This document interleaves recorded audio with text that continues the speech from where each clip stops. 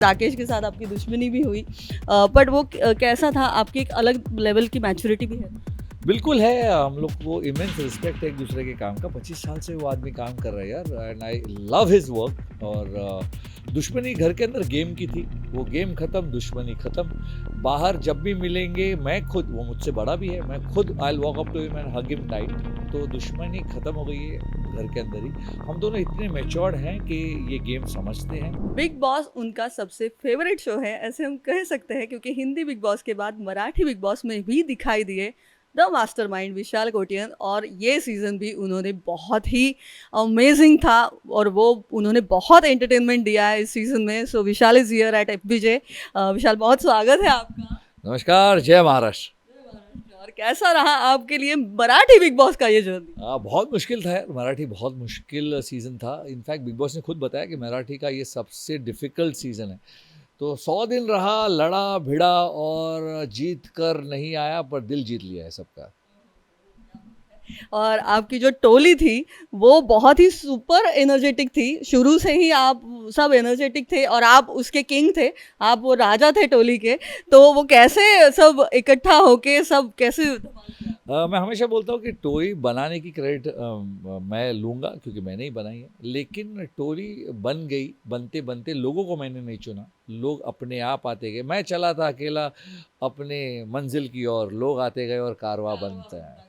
तो वैसे ही है, टोरी के लोग आए। ये 5 लोग जो थे, राधा, रोशन, अनुश्री, रुचिता और मैं, शायद ज़िंदगी में कभी नहीं मिलते। बिग बॉस नहीं होता तो हम 5 लोग मिलना, हम कहाँ से मिलते हैं? हम लोग मिलने का सब अलग अलग फील्ड के हैं, पर ये 5 लोग हाथ की 5 उंगलियों की तरह एक साथ आए और मुट्ठी बन गई और हम बन गए। तो हम लोग वैसे ही आए और बने, और क्या बने हैं। और फिर टोरी बनाई और क्या खेले हैं। बहुत ही गजब का खेले थे आप। ये सीजन की अगर सबसे स्पेशल बात थी आपके लिए, ऐसा अगर पूछा जाए तो वो क्या थी? मेरे डैडी का घर पे आना, क्योंकि वो कभी कैमरा के सामने, he is very camera shy, कभी कैमरा के सामने आए नहीं थे। पहली बार वो कैमरा पर आए, जिस तरह से वो घर के अंदर आए। जब मैं घर के अंदर आ भी रहा था, तब मैंने उनसे पूछा था कि फैमिली वीक में आप आओगे क्या? तो उन्होंने कहा था, यार मैं देखता हूँ, मैं क्या कैमरा के आगे आके क्या ही करूँगा, क्योंकि बहुत सादे से सीधे से इंसान है वो। और एक बात का डर भी था कि अगर वो आएंगे तो मुझे ही डांटेंगे कि तू क्यों सबसे लड़ता है, बचपन से ऐसे ही कर रहे हो। तो उस बात का भी डर था कि आकर मुझे ही डांटेंगे सबके सामने। पर जब मैं दरवाज़ा खुला और मुझे लगा था कि कोई और आएगा, जब मैंने डैडी को देखा तब इतना अच्छा लगा। और वो एक मोमेंट है जो अपनी नज़रों में कैद कर लिया मैंने। और उसके बाद मैं जब डैडी के साथ, अप्पा के साथ नाचा, पापा कहते हैं पर, तो वो मोमेंट कभी नहीं भूलूंगा लाइफ में। तो ये सबसे स्पेशल मोमेंट है बिग बॉस। अभी आपके जो फैंस हैं उनमें बहुत बच्चे भी इन्वॉल्व है, बहुत लड़कियां भी है, वो तो है ही ऑफ कोर्स, और बहुत ऐसे माएँ भी हैं जो आपको बेटा मान रही है। कैसे लग रहा है विशाल? बहुत बहुत बहुत अच्छा लग रहा है, स्पेशली क्योंकि मेरी खुद की माँ नहीं है। तो जितनी माएँ मुझे प्यार देती हैं, मैं सबका बेटा हूँ। और सबसे ज़्यादा उनका प्यार चाहिए मुझे। उनको यही कहूँगा कि आपने इस बेटे को अपना बेटा बनाया, तो अब माँ की कमी कम महसूस होती है आपकी वजह से। बस यही कहूँगा, और वो उन तक पहुँच गया है जो मैं कहना चाहता हूँ। बाकी सबका प्यार भी चाहिए, सबका प्यार बहुत अच्छा लगता है। जब बच्चे प्यार करते हैं तो ऐसा लगता है कि यार they look up to me. वो भी बॉडी बनाना चाहते हैं और मेरी तरह हेल्दी बनना चाहते हैं, बहुत अच्छा है। जब लड़कियां अटेंशन देती है वो तो अच्छा ही लगता है यार, उसमें कुछ बताने की ज़रूरत क्यों नहीं, हु डजंट लाइक अटेंशन। जब लड़के, जब दोस्त, जब यंग लड़के मुझे फॉलो करते हैं और वो बोलते हैं कि सर आपकी तरह बॉडी बनानी है, आपकी तरह दिखना है, आपकी तरह पर्सनैलिटी चाहिए, तो भी अच्छा लगता है कि एटलीस्ट, जैसे मैं सलमान सर को देख के बॉडी बनानी शुरू की थी मैंने, अक्षय सर को देखकर मार्शल आर्ट्स, और ये सब चीज़ें मैंने भी किसी को देखकर की है। तो मुझसे प्रेरित होकर जब कोई कुछ करता है तो मुझे भी अच्छा लगता है। मुझे भी अच्छा लगता है कि मैं लोगों को प्रेरित कर रहा हूँ और जो मैं सपना देख रहा था वो पूरा हो रहा है। और अगर आपके लिए, अगर आपका फिटनेस का राज या एटलीस्ट मोटिवेशन मंत्रा, क्योंकि हम लोग ऐसे हैं जो 4 दिन जिम पे जाते हैं और फिर 1 महीना नहीं जाते, तो उनके लिए आप क्या मोटिवेशन मंत्रा दोगे? Discipline. Discipline is the only way to fitness. लोगों को ऐसा लगता है कि एक्सरसाइज करने से बॉडी बनती है, सिर्फ एक्सरसाइज करने से बॉडी नहीं बनती। I feel it's 60% exercise, 30% diet and 10% rest.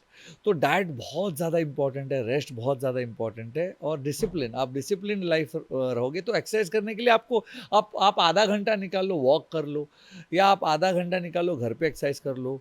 आप ज़्यादा ही आपको अगर कुछ अच्छा करना है तो जिम ज्वाइन करके कर लो, पर एक्सरसाइज आप कहीं भी कर सकते हो। अपने आप को बहाना देना बंद करो यार कि जिम जाने का टाइम नहीं है, घर पे भी करो। मैं बिग बॉस के घर में वर्कआउट करके बना दिया ना मैंने बॉडी।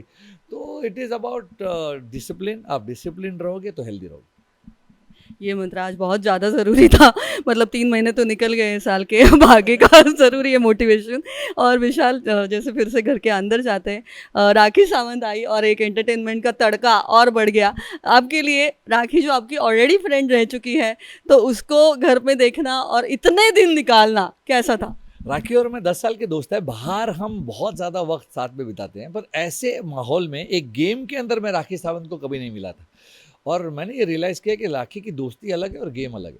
मतलब वो आप पर मिर्ची, हल्दी, धनिया, जीरा, पानी सब डाल सकती है और फिर थोड़ी देर के बाद आपसे आकर कॉफ़ी माँग सकती है। ये 2 अलग-अलग पर्सनैलिटीज़ मुझे दिखे और मैं गुस्से में था उस वक़्त और बैठा था और वो मुझसे आके कॉफ़ी माँग रही है और मैं बोला, "अभी तुमने मेरे ऊपर हल्दी मिर्ची डाली है।"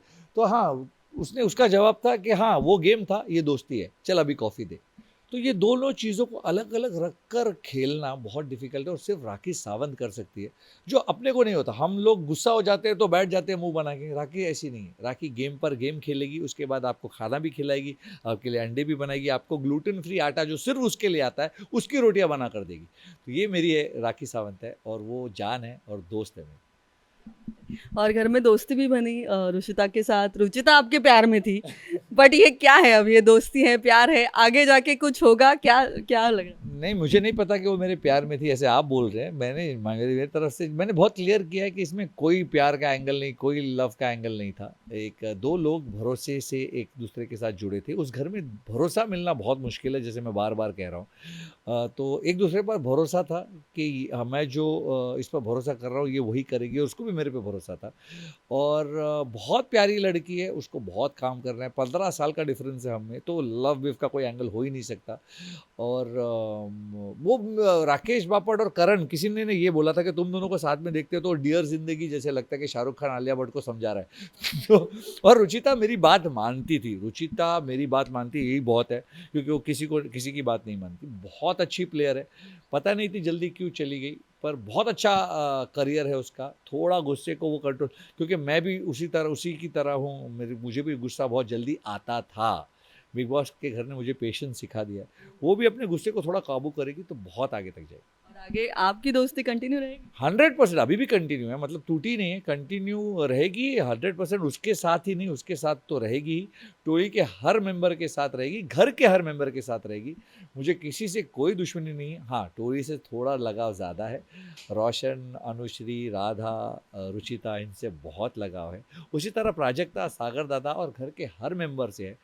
प्यार है, दोस्ती है, सब कुछ है इन सब के लिए और वो हमेशा मेरे दिल में रहेंगे। टोरी का रीयूनियन होने वाला है, कुछ गोवा जाने का प्लान, कुछ भी हो रहा है? व्हाट्सएप ग्रुप हुआ है क्या, क्या चल रहा है? आज ही इनफैक्ट मैंने एक व्हाट्सएप ग्रुप बनाया है टोरी का और सबको बोला है कि let's meet. Ruchita is not in Bombay, Roshan भी आने वाला है, बाय मंथ एंड आएंगे।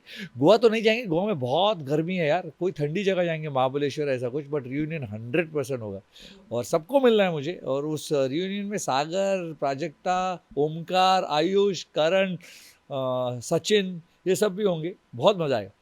चलो, उसके भी वीडियोस और फोटोज ज़रा भेजना हमें। और ऑफ कोर्स फिर से घर के अंदर जाएंगे। जैसे कि हम बात कर रहे थे कि घर के अंदर बहुत सारे कुछ दोस्तियां हुई हैं, कुछ दुश्मनी भी हुई, जैसे राकेश के साथ आपकी दुश्मनी भी हुई, बट वो कैसा था? आपकी एक अलग लेवल की मैच्योरिटी भी है।